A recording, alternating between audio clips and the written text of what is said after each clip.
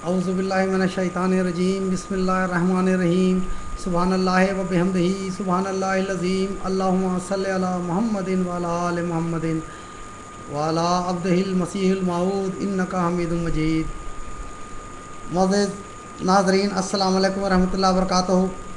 خاک ساتھ شیخ صاحب کے کامنٹ کا جواب لیے حاضر ہے، جس میں انہوں نے ینگ احمدیز کو مخاطب کرتے ہوئے جماعت کے خلاف، جماعت کے نظام کے خلاف اٹھ کھڑے ہونے کی تلقین کی ہے۔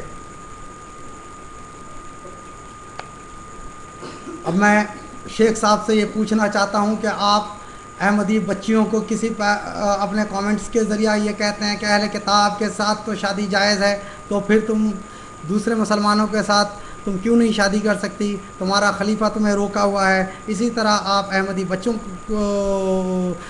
کے ساتھ بھی اسی طرح قسم کی باتیں کیا کرتے ہیں۔ لہذا شیخ صاحب ذرا غور سے سنیں، اب میں آپ کے سامنے کیا باتیں رکھنے جا رہا ہوں، کس اسلام کے طرف بلا رہے ہیں اور کس مسلمان کی طرف آپ بلا رہے ہیں ان کو۔ میرے پیارے ینگ نوجوان احمدیوں، ذرا غور سے سنیں کہ شیخ صاحب آپ کو کس اسلام کی طرف بلا کر کے لے کے جانا جا رہے ہیں احمدیت سے۔ دوستو، حضرت صلی اللہ علیہ وسلم نے مسلمانوں کی آپس فرقہ بندی کا ذکر کرتے ہوئے فرمایا کہ میری امت میں 73 فرقے ہوں گے، اور ساتھ ہی یہ بات بھی بیان فرمائی کہ ان میں سے 72 ناری ہوں گے اور ایک جنتی۔ مشکات شریف صفحہ 57۔ آج مسلمانوں کا ہر فرقہ اپنے آپ کو جنتی قرار دیتے ہوئے دوسرے کو ناری بیان کر رہا ہے۔ دوستو، یہاں خاکسار فرقہ اسلام کے ایک دوسرے کے خلاف دیے گئے فتووں کے چند نمونے پیش کرنے کی کوشش کرے گا۔ شیعوں کے خلاف فتویٰ یعنی سنیوں کا، بالجملہ ان رافضیوں برائیوں کے باب میں حکم یقینی قطعی اجماعی یہ ہے کہ وہ العموم کفار مرتدین ہیں، ان کے ہاتھ کا ذبیحہ مردار ہے۔ شیخ صاحب، آپ شیعوں کے ہاتھ کا ذبح کھاتے ہیں یا نہیں؟ جب ریسٹورنٹ میں جاتے ہیں کیا پوچھتے ہیں شیعہ ذبح کیا ہے یا سنی؟ ذرا جواب دیں گے۔ ان کے ہاتھ کا ذبیحہ مردار ہے، ان کے ساتھ مناکحت نہ صرف حرام بلکہ خالص زنا ہے۔ شیخ صاحب، اگر کوئی شیعہ لڑکی کے ساتھ نکاح کرے تو وہ زنا میں آئے گا۔ اب یہ میں پوچھتا ہوں، کیا وہ اہل کتاب ہے یا نہیں؟ کیا آپ ان سنیوں سے یہ پوچھنے کی جسارت کر سکتے ہیں کہ قرآن کے کس آیت کی روشنی میں یہ فتویٰ انہوں نے دیا ہے؟ خالص زنا ہے، معاذ اللہ۔ مرد رافضی اور عورت مسلمان ہو تو یہ سخت قہر الہی ہے۔ اگر مرد سنی اور عورت ان خبیثوں کی ہو یعنی شیعوں کی، جب بھی نکاح ہرگز نہ ہوگا، محض زنا ہوگا۔ اولاد ولد الزنا ہوگی، باپ کا ترکہ نہ پائے گی، اگرچہ اولاد بھی سنی ہی ہو کہ شرعاً ولد الزنا کا باپ کوئی نہیں۔ عورت نہ ترکہ کی مستحق ہوگی نہ مہر کی، کہ زانیہ کے لیے مہر نہیں۔ رافضی اپنے کسی قریبی حتیٰ کہ باپ بیٹے ماں بیٹی کا بھی ترکہ نہیں پا سکتا۔ سنی تو سنی، کسی مسلمان بلکہ کسی کافر کے بھی، یہاں تک کہ خود اپنے ہم مذہب رافضی کے ترکہ میں اس کا اصلاً کچھ حصہ نہیں۔ ان کے مرد عورت عالم جاہل کسی سے میل جول سلام کلام سخت کبیرہ اشد حرام ہے۔ شیخ صاحب، آپ کہتے ہیں کہ احمدیت نے ان کو روکا ہوا ہے، ذرا آپ دیکھیں کون کس کو روک رہا ہے اور جواب دیں۔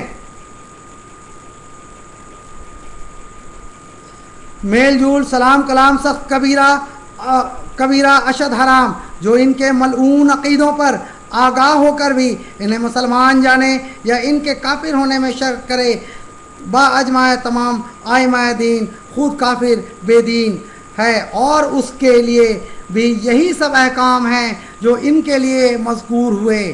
مسلمانوں پر فرض ہے کہ اس فتویٰ کو بگوش ہوش سنیں اور اس پر عمل کر کے سچے اور پکے مسلمان بنیں۔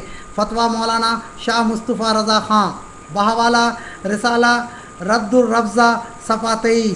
شائع کردہ نوری کتب خانہ، بازار داتا صاحب، لاہور پاکستان، مطبوعہ گلزار عالم پریس، بیرون بھائی گیٹ لاہور۔ شیخ صاحب آپ نے سن لیا۔ اب دیکھیں سنیوں نے، یہ تو شیعوں کے خلاف ہے، اب سنیوں کے خلاف شیعوں کا ذرا سنیں۔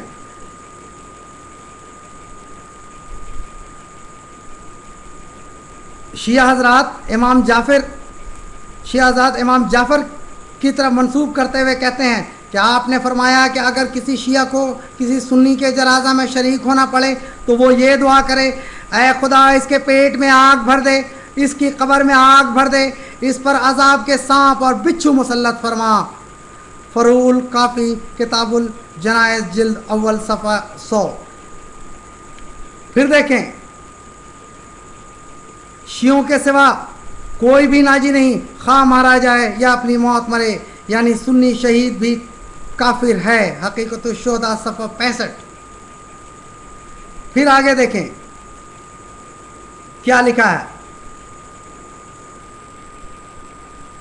بقول حضرت امام جعفر صادق کیا کہتے ہیں، جس نے ہم آئمہ کو شناخت کر لیا وہ مومن ہے، جس نے ہمارا انکار کیا وہ کافر ہے، اور جو ہمیں نہ مانتا نہ انکار کرتا ہے وہ ضال ہے۔ شیخ صاحب آپ اگر امام جعفر پر ایمان لاتے ہیں تو ٹھیک ہے، اگر آپ ان کا انکار کرتے ہیں تو آپ کافر، اور اگر نہ اقرار کرتے ہیں نہ انکار کرتے ہیں تو پھر آپ جو ہے ضال کہلانے کے قابل ہوں گے۔ اب ذرا دیکھیں دیوبندیوں کے فتوے بریلویوں کے متعلق سنیں ذرا۔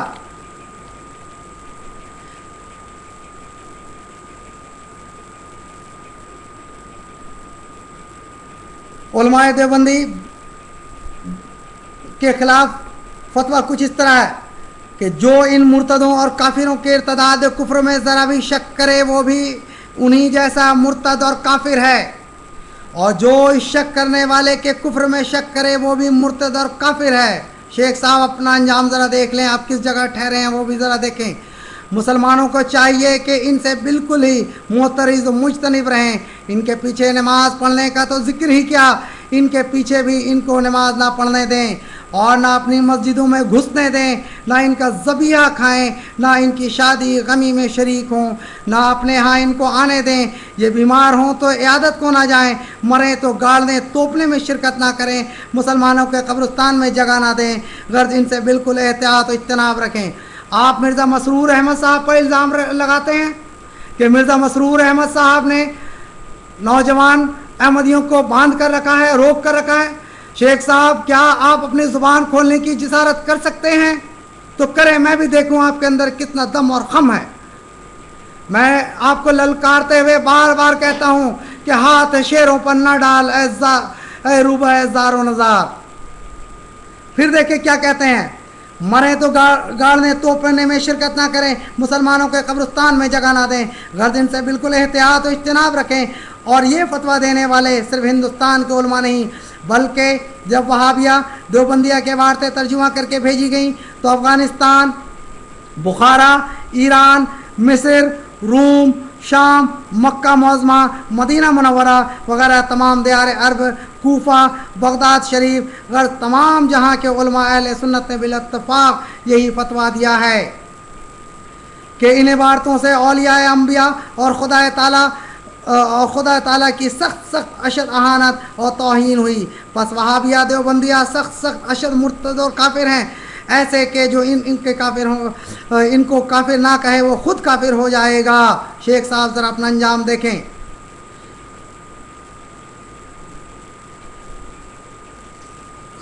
یہ جو ہے محمد ابراہیم صاحب بھاگلپوری نے اس کو باہ تمام شیخ شوکت حسین مینیجر کے حسن برقی پریس اشتیاق منزل 63 ہیوٹ روڈ لکھنؤ میں چھپوایا ہے۔ شیخ صاحب یہ فتویٰ کا سلسلہ میرا بھی جاری رہے گا، جب تک آپ کی خباثت کا سلسلہ جاری رہے گا اس وقت انشاءاللہ تعالی میرا بھی یہ سلسلہ جاری رہے گا۔ پھر میں آپ کو کہتا ہوں کہ اپنے اڑتے ہوئے قدم کو روک لے، ورنہ الہی عذاب سے آپ بچ نہیں سکتے. وآخر الدعوانا